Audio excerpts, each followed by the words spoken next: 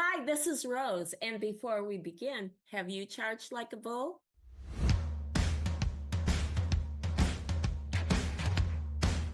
Meet Rose Odette, tech trailblazer, EMR pioneer, and $100 million founder.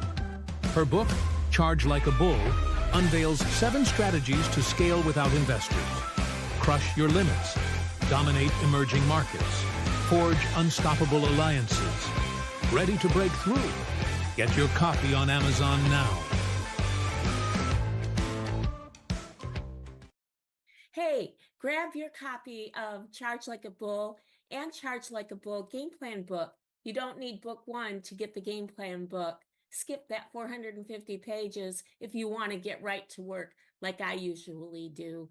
They'll both be out on Amazon waiting for you, and you'll find the link in the show notes. And a sneak peek, if you're more into Audible books, the Audible book will be ready at the end of June of 2025, and I've already listened to the first 30 minutes, and it's amazing. I did not narrate it.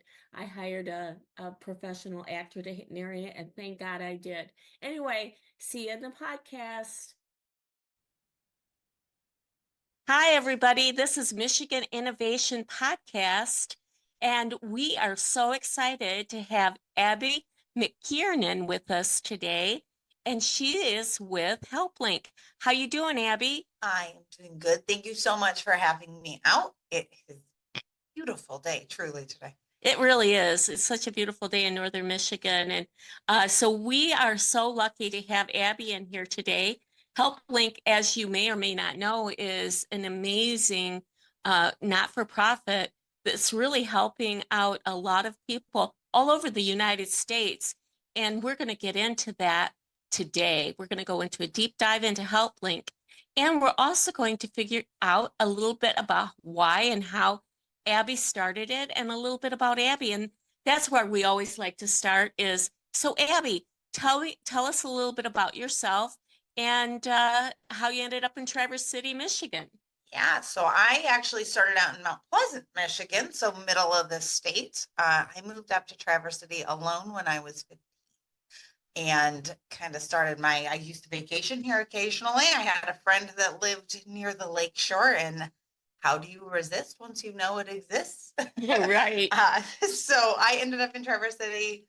Gosh, so I was 15 and now I'm 35. So it's been 20 years already. Wow, that's a long time in Traverse City. You've probably seen a lot of changes. It has been really cool to watch Traverse City grow, minus maybe the traffic. Isn't that the only thing I didn't love growing? But I actually just moved to Frankfurt in November, which was my vacation spot when I lived in Traverse City. So I just keep moving to all my favorite vacations. Yeah, Frankfurt's very, very beautiful. Oh, and so calm and so peaceful. And yeah. so My brother lives in Frankfurt. Yeah, and they have a couple of charter fishing boats there. Oh, that's good to know. Yeah, they really, they get a lot of fish out of Lake Michigan. But that's a beautiful spot also in northern Michigan. And so you've been there for quite a few years, 20 years. And it sounds like you're a northern Michiganer now for keeps. I am. You guys are stuck with me. I've had 4 children. Going on 4 here, and started 2 companies. So I think I'm pretty well rooted. You certainly are. And so, well, let's get into your companies. With the beginning, I understand that you have Spark in the Dark as well as HelpLink. And so how did you, what really gave you your heart for these nonprofits, and what is it about Abby that really wanted to begin these not-for-profits? Yeah, so clarification. So Spark in the Dark is a nonprofit. HelpLink is a for-profit that helps nonprofits. Okay. But man, if you ask my mother, since I was a tiny little child, I have been this wildly empathetic, all heart, sometimes no brain person that was on a mission to do good. I used to write her little love notes thanks for doing a great job, Mom. I really appreciate you. And so she used to pick on me that my bleeding heart was going to be the death of me. So I'll never forget the first time I had to get on a stage for a big luncheon and tell right? My mother was there. She paid for a ticket, which I loved. It was like, you paid to see me talk about my bleeding heart and how it's helping the world. Like, Oh my gosh. two things you told me were going to be my downfall, my love of talking and my bleeding heart. Oh, So I feel like sometimes you're just born with certain things in you. Maybe. yes, Um, yes. And my what and my why have always been bringing people together and helping in times of need. And when I started Spark, I was coming out of, some life. I was experiencing some life. I usually call it a train going off a cliff with a dumpster fire inside. I was somewhere in that train. Oh It was a man. mess. Oh man. And I looked around and realized I didn't have anybody really to help me. And I didn't have anybody that I could call on, right? In a time of need, I was getting out of this bad relationship and looked around and went, oh my gosh, I have no support system.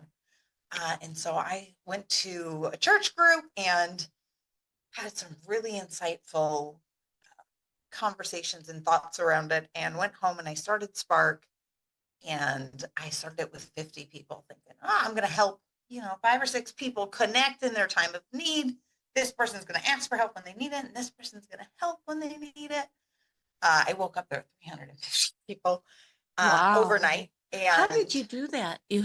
So I'm going to break it down a little bit. So you yourself found yourself in a situation where you needed help.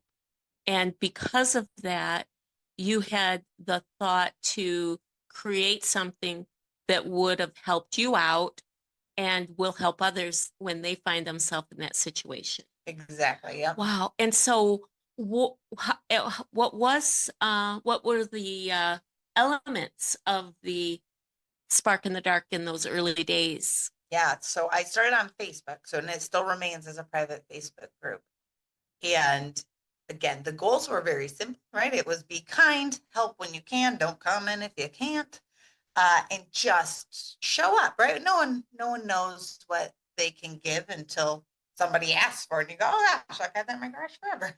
Okay. Right. And so context, I had overheard a conversation at this church group that I was going to about this young woman who was, I don't know, maybe 20. She was so proud of herself. She was telling this woman she had never met, this older woman, about how, man, she had nothing to her name. She'd been sleeping in a car for, 6 months under a bridge, but she finally saved enough money to get her own apartment. She's telling this woman, like, I don't need anybody. And I am sleeping on the floor of this new apartment with a coat as as a blanket, and whatever, I did it all by myself. So she was so proud. And this woman had responded, and I think it probably threw me off as much as this girl. She said, I've had a bed set in my garage for years. Keep saying I'm going to sell it. I never do. I'm going to have my husband bring it over. Where do you live? And this like super strong, proud girl just starts bawling. I mean, just full tears, crying. And this girl has said, my friends and my family have all given up on me. Nobody's been willing to help me. Why are you? I don't even know you. Right. And this woman responded with, well, because I can. Wow. And that was it. And that was the whole thing. And I remember thinking, well, that was almost comically easy. You weren't using it. You needed it. But Bam. it works. Oh, that's a great So story. cool, right? And so simple. So simple. But so impactful. I mean, truly. Impactful. So I woke up with the plan of like, I think I could recreate that on the internet. Okay. With the right set of people. And so that was the original, the OG 50, if you will. Right. Woke up, they had all invited their friends because they liked the concept. Everybody they thought needed help was asking for help, and vice versa, which is always how it goes. We think we know everything until we know nothing. And so, so 350 people, that would have been in 2016. We became a nonprofit in 2017.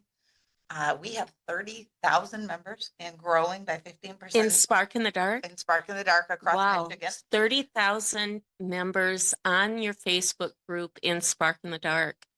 Yeah. That is fantastic. And is it still the premise of putting it out there, what is needed, and other people providing what they have to those needs? Yes, ma'am. It is still pretty dang close to how I built it originally. And we actually got to cross, I'm like truly genuinely humbled to say we crossed the 100,000 need met mark this year Oh, earlier in the year. isn't So that amazing? Oh, I could Like, just isn't that hug cool? you, Abby. That's such great news. it is a really cool reality. Uh-huh. And it obviously has spun into HelpLink, which has been also incredible and has helped hundreds of people already. And how cool is it that I get to just be a professional do-gooder? Excellent, excellent. Wow.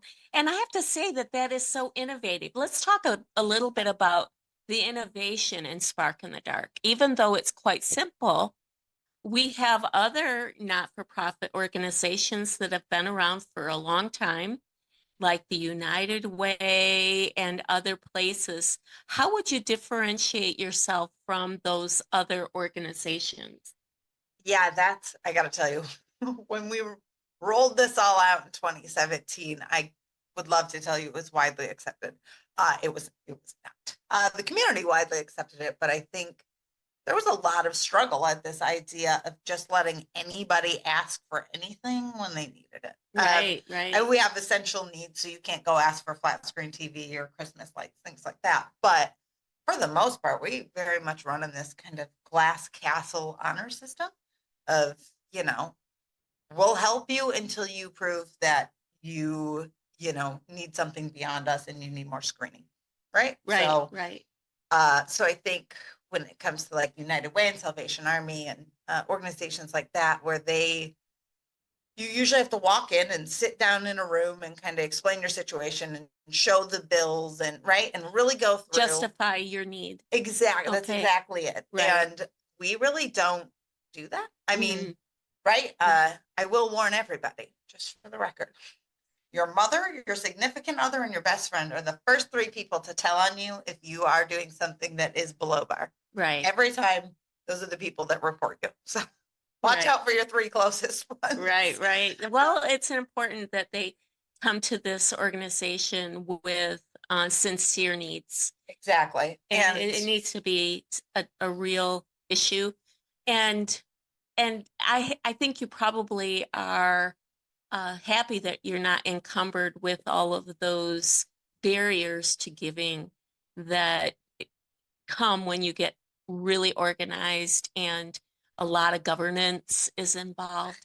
And those things can limit the enthusiasm that you have when you want to help people. And so how many people work with you at Spark in the Dark? Yeah, in touching on that, right, and the governance part of it, I will agree with you where it's a heavy burden to have to feel like you need to judge somebody's needs. Oh, right. Suddenly you feel like you're playing God. Yeah. And it's right. And who am I rather to decide if you are worthy of shoes? Sure. Right. Or of clothing, or who am I to decide that you don't really need gas to get to work? You're just lying.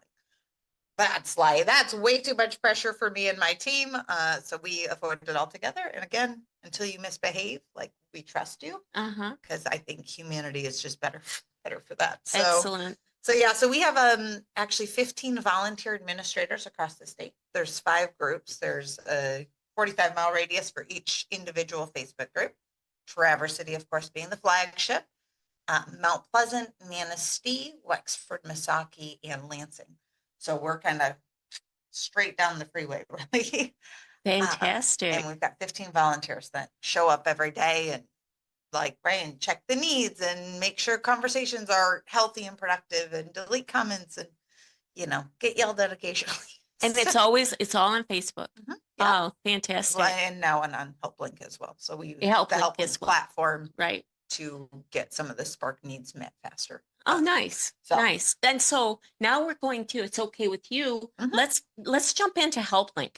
So my understanding, we've got Spark in the Dark, which is really, I will call that a consumer to consumer, like a peer-to-peer resource. Peer-to-peer resource. Like that nice story you said, we've got this lady who had a bed in her garage. We had a young person. I don't think Yep. she was a mother. She was a Nope, just- single lady, young lady who was trying to make it on her own and very proud, sounds like. And she ended up letting kind of telling her story.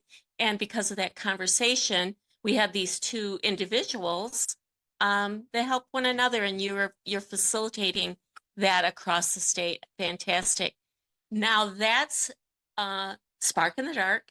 Let's dovetail over into what is HelpLink and how is it like or unlike Spark in the Dark? Yeah, absolutely. So HelpLink definitely, I feel like, spun out of what I was doing with Spark in the Dark, because what was happening, I just did this number recently and realized since 2017, since 2017, I don't want you to spit out your coffee. Because I feel like when I took a drink and realized that I almost spit out my coffee, I have literally reviewed over 140,000 needs since Wow. 2017. My eyeballs have seen 140,000 plus needs over the course of this last 7 years, which wow.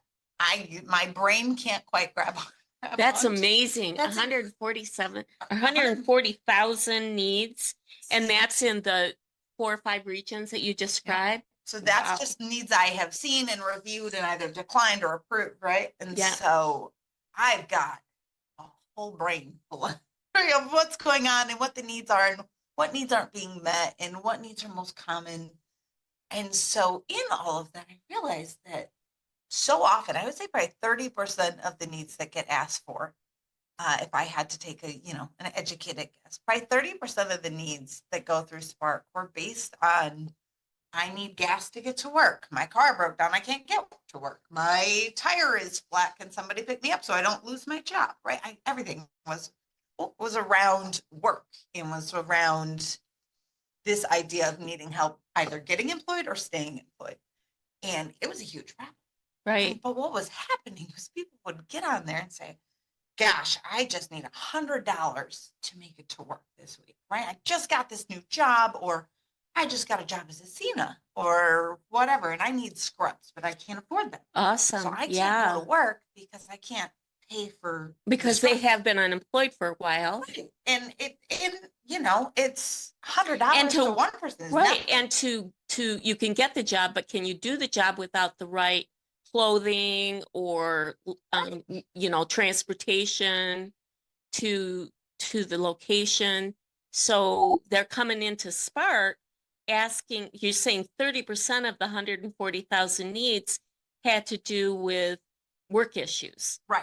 Okay. Something related, and maybe it's more than that. I'm being conservative just to be safe here. Right, right. But it was one of those things where previous to Spark in the Dark, previous to HelpLink, I was always in kind of the white collar business world, right? I was dealing with retention and turnover and all of these struggles as a company of like, man, I spent 3 months trying to hire for this position, and then that guy didn't show up. What the heck? Right. Right. And yeah. so I had this kind of whole history. I've had that too. You recruit, finally get the ideal candidate, they're hired, and then where are they?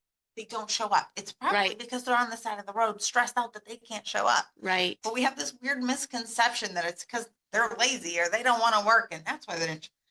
In my experience, and again, 30,000 people, 140,000 needs, that is rarely the case. It is rarely that somebody doesn't want to show up because they can't show up. Wow. And so every time I'd see these needs come through, I would think, man, if only that company knew.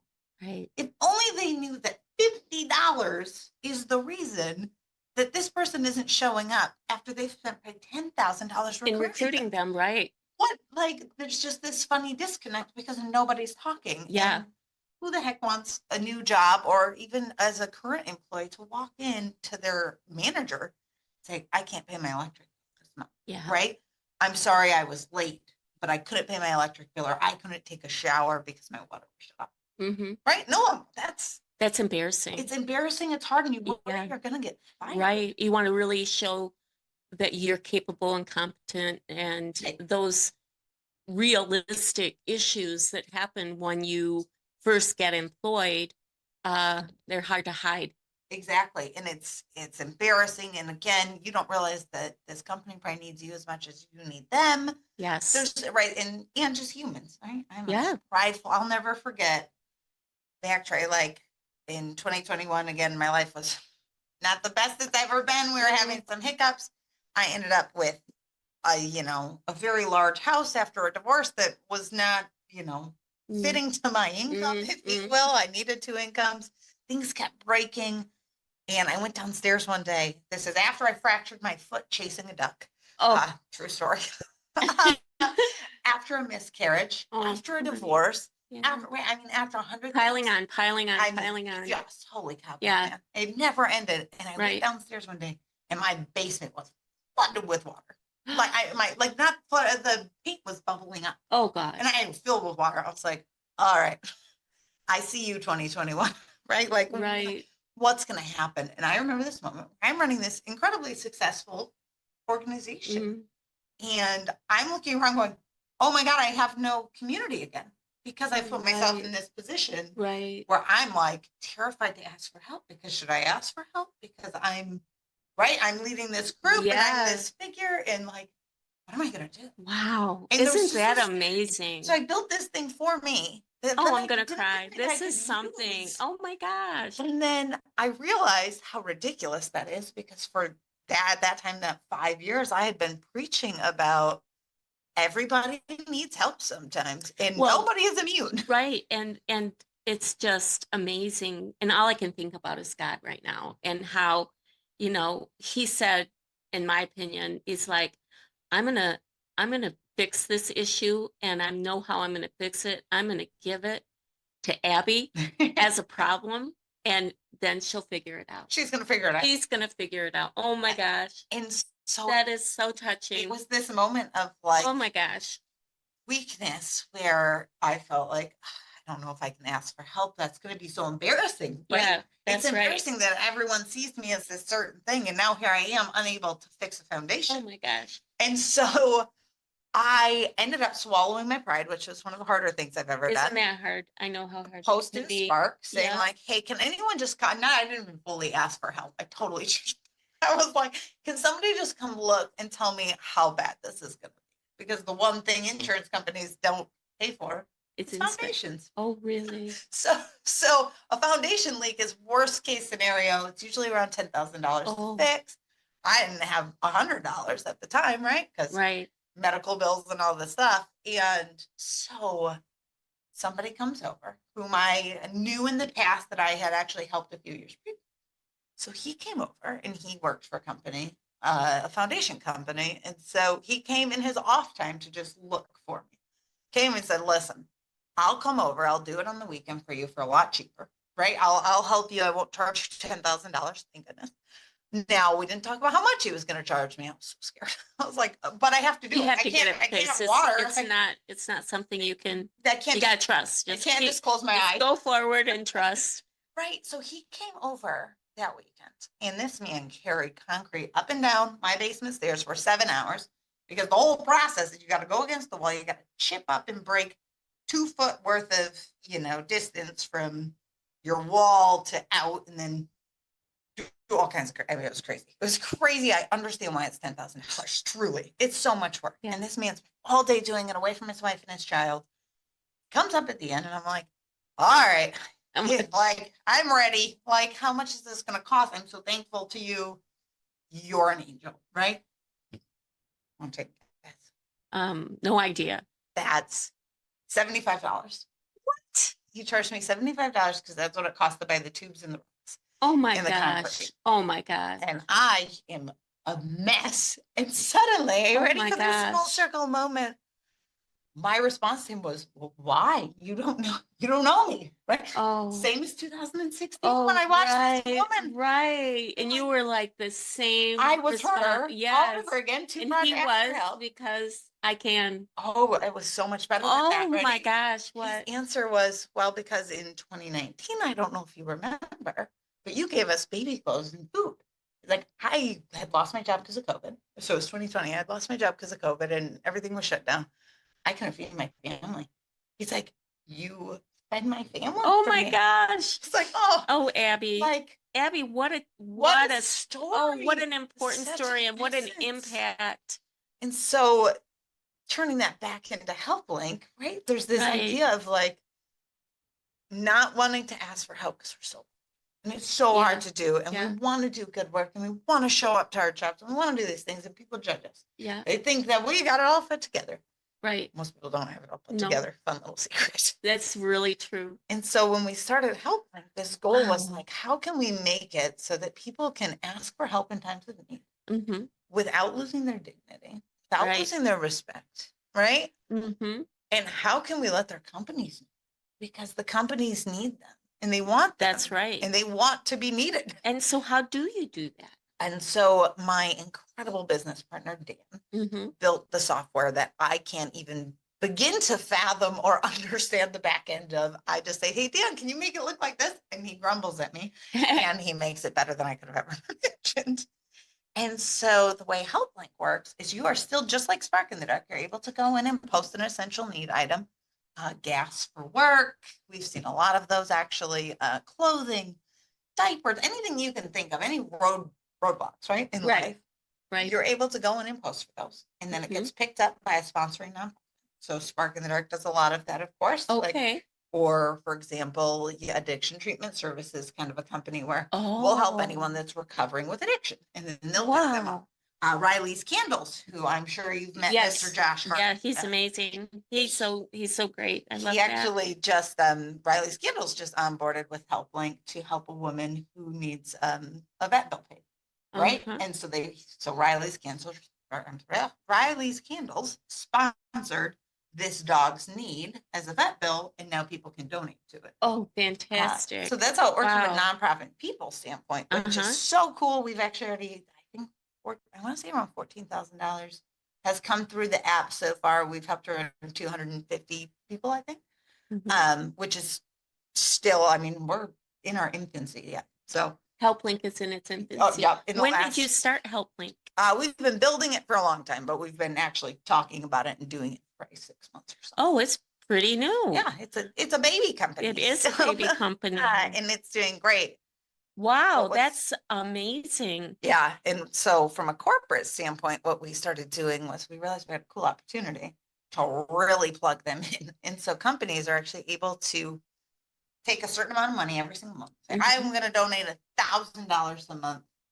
And I want it to go to needs in this area or to this nonprofit or to these, right? To this kind of demographic. I want to help single moms or veterans. So it's all corporate giving. It's all going through these nonprofits. All corporate giving. All corporate giving, all going through these nonprofits.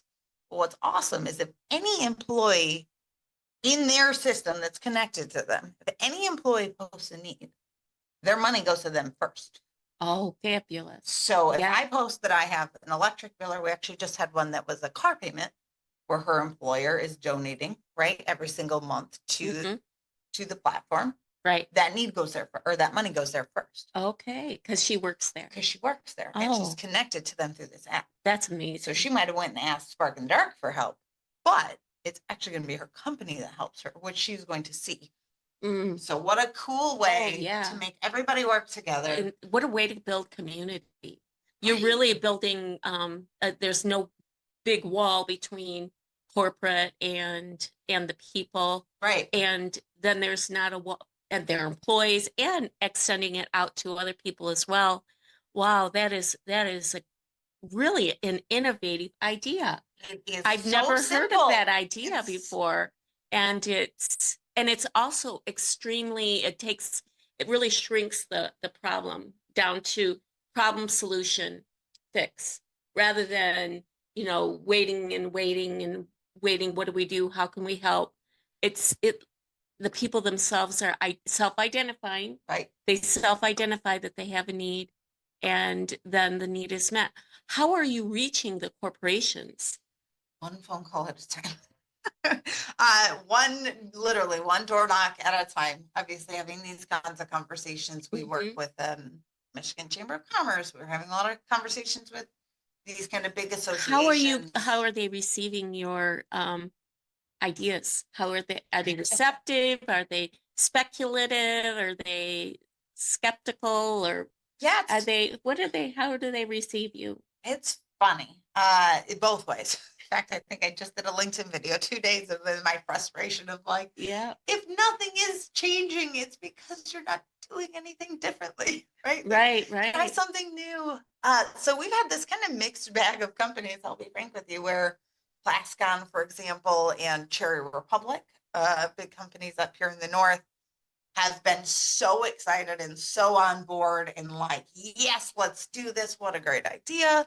But then I had had a company yesterday ask me like, well, what will my accountant think? I'm like, hey, you are doing good. I don't know what your book's like, right? Like Right, suggesting that's that right. maybe That's right. we were doing something below bar, which is not the case. No, But and it's definitely something. If I guess the accountant would only want to know, where do I write it off on our taxes? it's I mean, which that's the answer, right? The accountant will now be able to offset your profits so that you will be able to make more money and not pay as much in Right. taxes. That's the answer. I know, I was like, it's just a charitable donation, and it's still going to all of these nonprofits. Is the Right, cool part is right. it's just taking money that you're already donating, Yes. right? Instead of you writing a $5,000 check and mailing it off and Yeah, getting a newsletter at the end of the year telling exactly. you where it's going. Well, the thing that comes to my mind with that is, I would say that every corporation has corporate social responsibility, and you'll see that on their website. And so, and I'm not sure if you've even leveraged this idea, is to say that in their annual report or in their on their website, they can say that through their corporate social responsibility, part of their give back to society is HelpLink and how that is and really, because a lot of times companies don't know what to put. It's wonderful if they donate to things like the United Way and other organizations that are well known, but it's also very cool to see new and innovative ways that people can and corporations can make a difference in their own community. Well, and not only did we think about it, I gave you a whole donor dashboard. I mean, you can download statements of giving instantly. You get a report saying that your $20,000. Well, where can I see an example of these reports? So you'll be able to go into the app, and then we've also got some stuff on the website coming out that shows. Excellent. So, But I mean, you can quite literally. I mean, it's not, oh, we gave $20,000. We think it went to this. It was, we gave $20,000. $102 went to this single mom in Northern Michigan.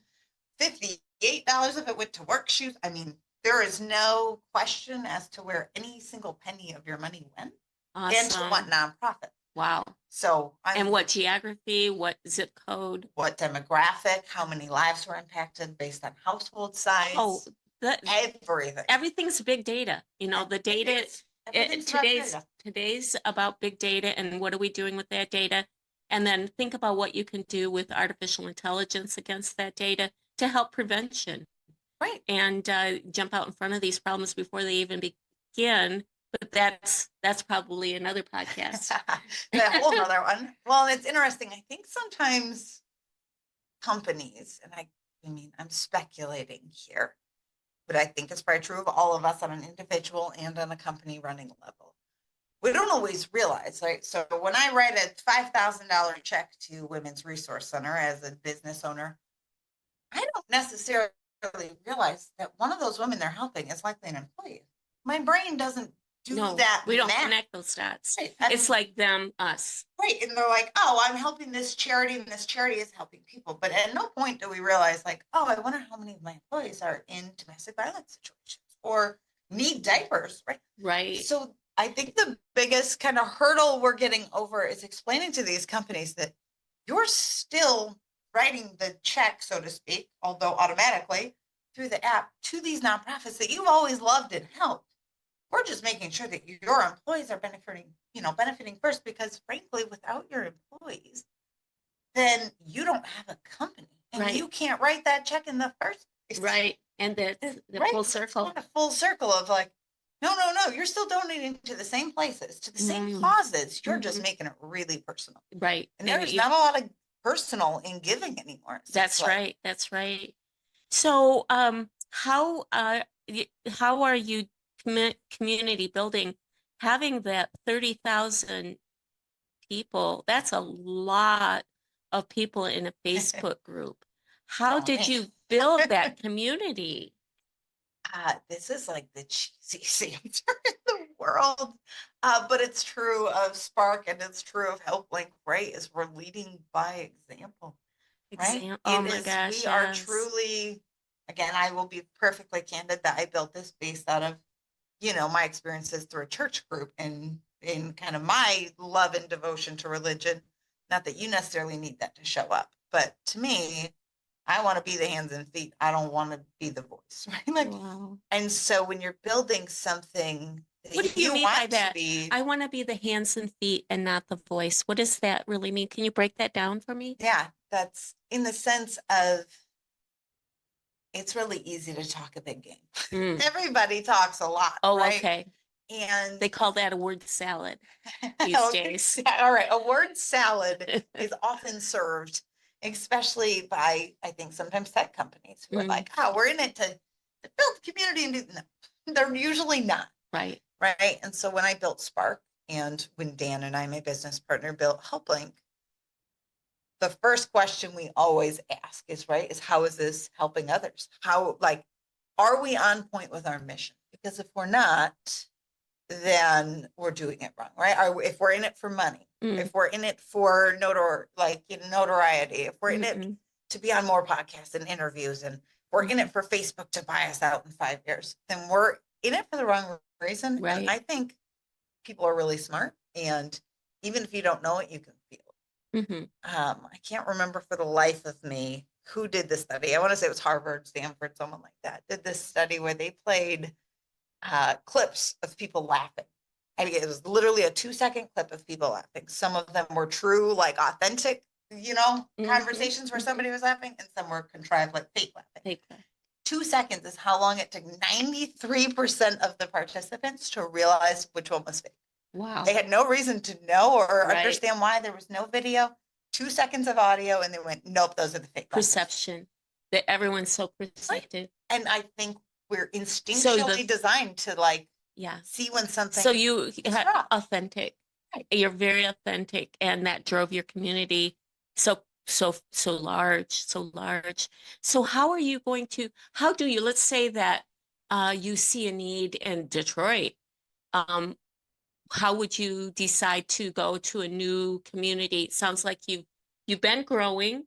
How do you go to that next community with Spark in the Dark, or that next community with HelpLink? How do you, what's the trigger to, okay, it's time to go Somewhere grow new. and go somewhere new? Yep. So for Spark in the Dark, it was the reason we were able to build several other communities is we actually received this kind of crazy Facebook accelerator participation in I want to say it was 2020. Was it a year. Facebook project? So Facebook, the company, like Meta, put out a call saying, like, we're just looking for change makers, whether you're a nonprofit or for-profit, whether you're on social media, you're not on social media, like, we're just looking for change makers in communities. We want to hear how you want to change your community. And then we want to pick a certain amount of you and give you 6 months of guidance, essentially. And so I, on a whim, sent in this 3-minute video thing and like, oh, okay, Facebook's not going to want to hang out with me. Turns out they did. Oh, that's a great story. One of 77 organizations worldwide, one of 14 in North America that were chosen for this out of thousands and thousands of participants. So Facebook spent 6 months training us, giving us funding, helping us launch these new groups. So we kind of chose communities based on connections, based on what I would call dead zones of resources, where I was like, there's a lot of need and not a lot of help. Okay. And so we launched there in those communities. And then at the end of the whole 6 months, you got to pitch Facebook again. Say, hey, Facebook, like, here's what we did with your money. Here's what we want to do next. Here's who we are. With 3 minutes. I can't say my name in 3 minutes. It's going to take me an hour and a podcast to even get through 30% of my thoughts and feelings. And so I did it 3 minutes. We were one of 4 of 77 to get more funding and help from Facebook.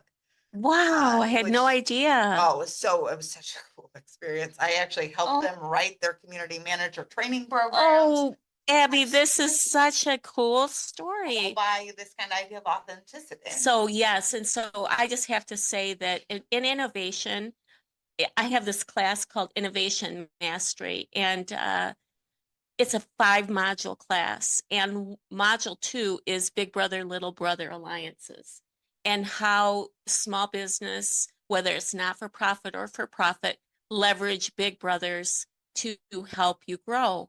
And so that's the story you're telling me, is about a Big Brother, Little Brother alliance, Absolutely. where Facebook targeted a small but a very innovative startup.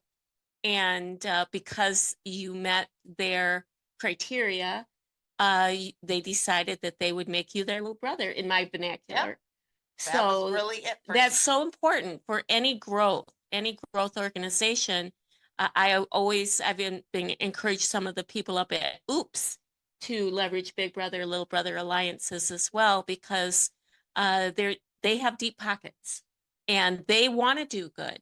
And so I've never heard of anybody in my experience that have leveraged that with Meta or Facebook. And I'm so eager. I'm going to pick your brain on that one a lot, and maybe even make you a case study for my class, I because could be a case study for a lot of things. that is a huge case study for Big Brother, Little Brother alliances. I did one between Blue Buffalo and PetSmart. Oh, That story's a fascinating. Big Brother, Little Very Brother. good. Well, the little brother at the time was Blue Buffalo dog food, Yeah. Blue Buffalo. And now it totally flipped, I was because gonna say, what? bigger now is Blue Buffalo Yeah. than PetSmart. But back in the day, PetSmart was the big brother to Blue Buffalo. And if it weren't for that alliance, and now it's flipped itself on its head. Fingers crossed on that one. I know. I would love that for us. Yeah. Yeah, So that's very cool. isn't that I'm cool? gonna have to look that one. Yeah, Or it's on just tell me. YouTube. Yeah, it's on Oh. YouTube. Yeah, it's on my channel. So when we built HelpLink, the goal was to scale it without needing a mega chunk of money like Facebook, who Mhm. did so much for us, taught us so much in that 9 months or so. But Right.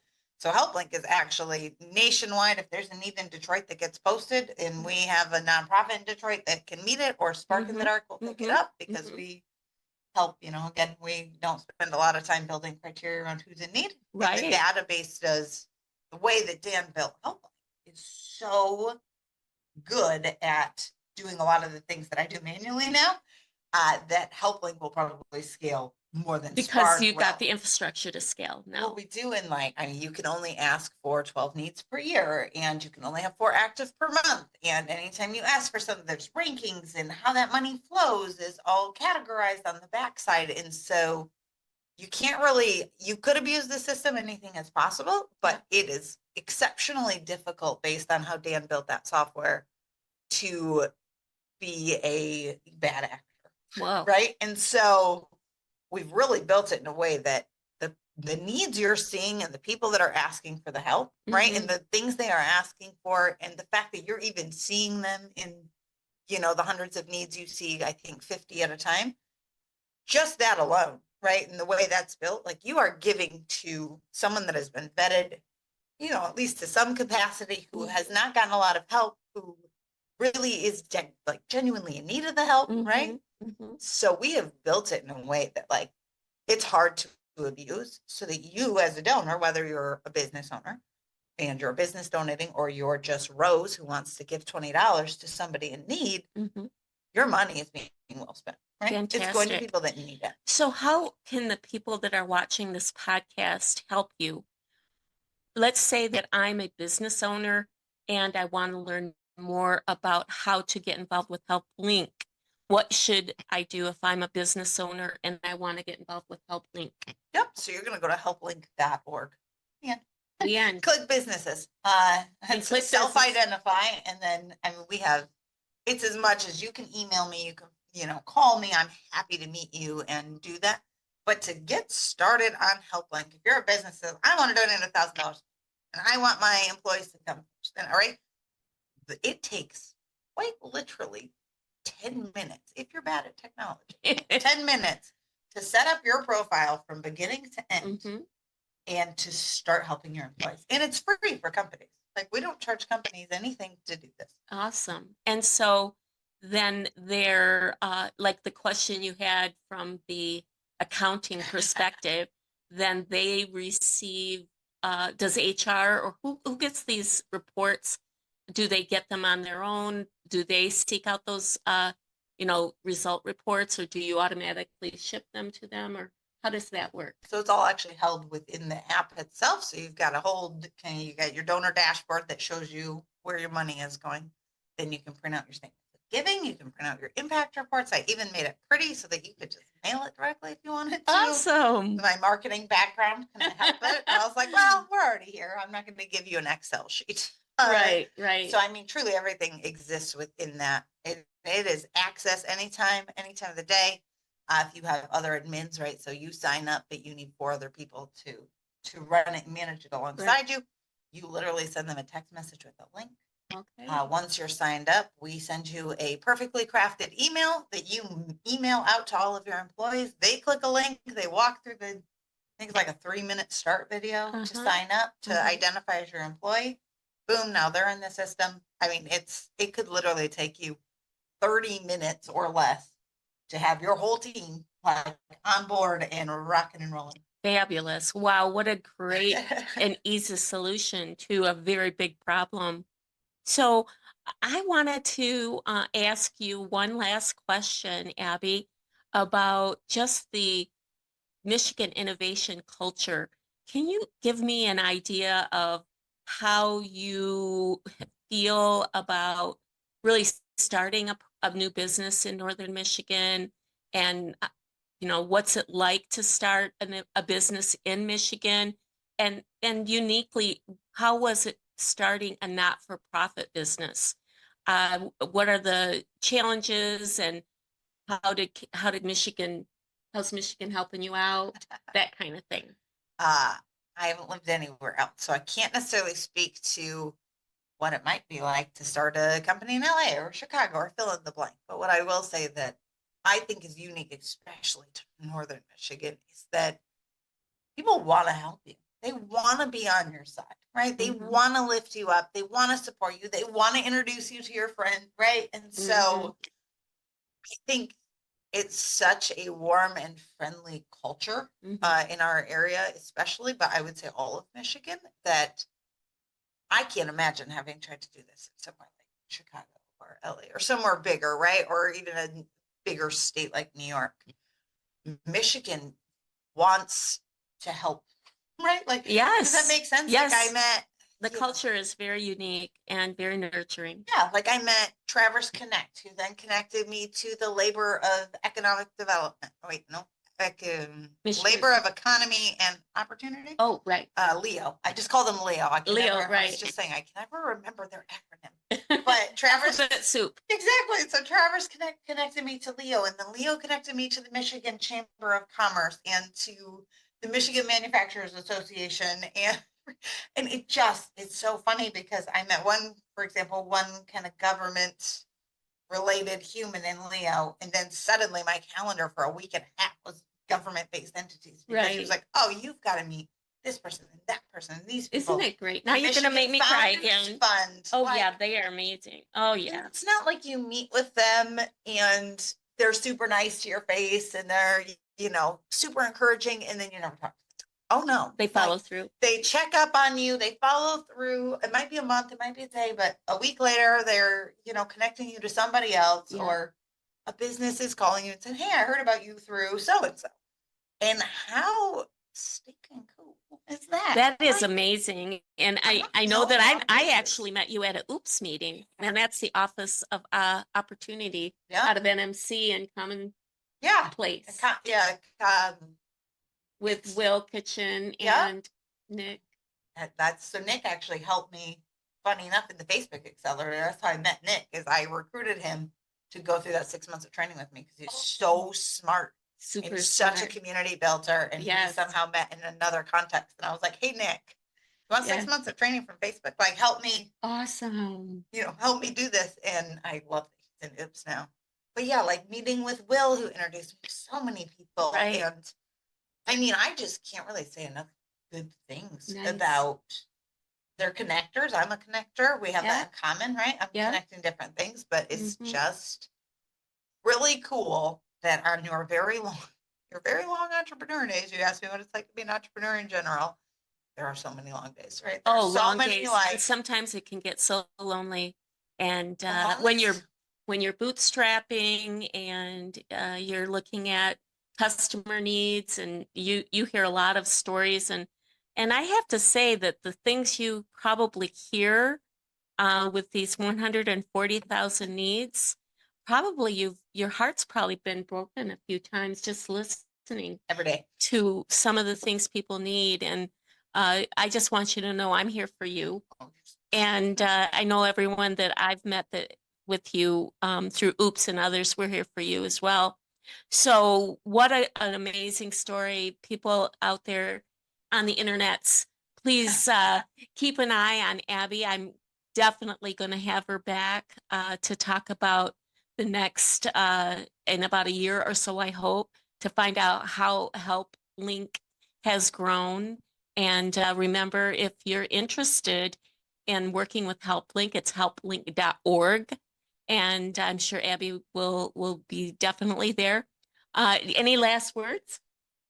If you're just a person watching, right? If you're, that's I say this to everybody for Spark, HelpLink, and Oh, otherwise, right, you never know who you can help, right? right. Go to the app, go to, helplink.org, go look through the needs.